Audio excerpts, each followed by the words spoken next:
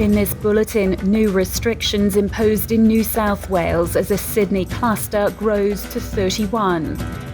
Victoria to ease COVID-19 restrictions from Thursday night. And in sport, State of Origin players contemplate travel into Queensland ahead of Sunday's clash. This is SBS News. I'm Philippa Carisbrook. New COVID-19 restrictions are now in place for residents in Greater Sydney, Blue Mountain, Central Coast and Shell Harbour. It comes as the state records 16 new local infections, bringing the Bondi cluster to 31 cases. Up to 5 visitors in homes, seated servers of food and drinks at hospitality venues, no singing and dancing, and social distancing rules are back in place until at least June 30. New South Wales Premier Gladys Berejiklian says she's not considering a lockdown at this time. We've always said we won't burden our citizens unless we absolutely have to. We know where the virus is circulating. And look, we don't want to take any further action than what we have now, but this relies on all of us reining in our behaviour, all of us following the health orders that are coming into place from 4 p.m. I'm not ruling out any further action, but I'm also confident that if we adhere to the health orders today, we will have a good chance in getting on top of this outbreak. New South Wales Health Minister Brad Hazzard has called for people to exercise common sense. What I would say to our community is we've gone from that near and present danger to a very real and present danger, not just in a shopping centre, but right across Sydney. We need to all take this seriously.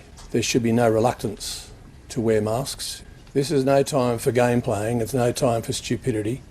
This is a very serious situation that we are now in. State and territory leaders are shutting borders in response to the COVID-19 outbreak in Sydney. Western Australia has upgraded New South Wales from a very low-risk region to medium risk. South Australia has also closed its border with New South Wales.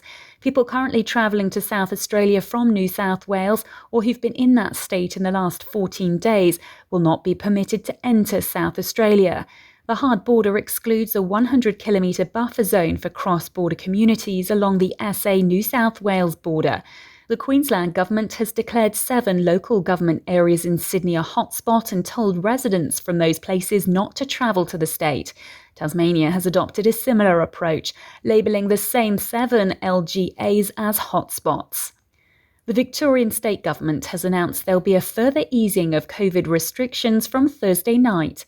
The number of people allowed to attend restaurants and bars and events such as funerals and weddings will be raised to 300. Offices will be allowed to operate at 75% capacity. The number of visitors to homes will be increased to 15. Up to 5 people will be allowed on hospital visits, and up to 50 people will be allowed to gather outside.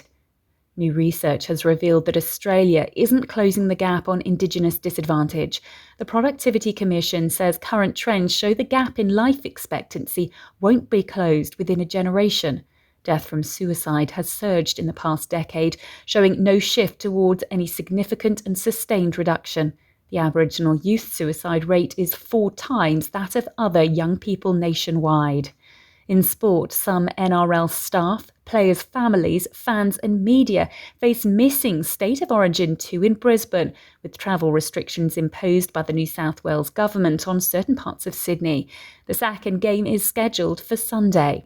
Now for tomorrow's weather forecast. Perth, sunny 25, Adelaide showers 15, Melbourne showers 16, Hobart possible shower 15, Canberra rain developing 13, Wollongong showers 19, Sydney showers 19, Newcastle shower or 2 19, Brisbane possible late shower 22, Cairns partly cloudy 27, Darwin partly cloudy 31. I'm Philippa Carisbrook. This is SBS News.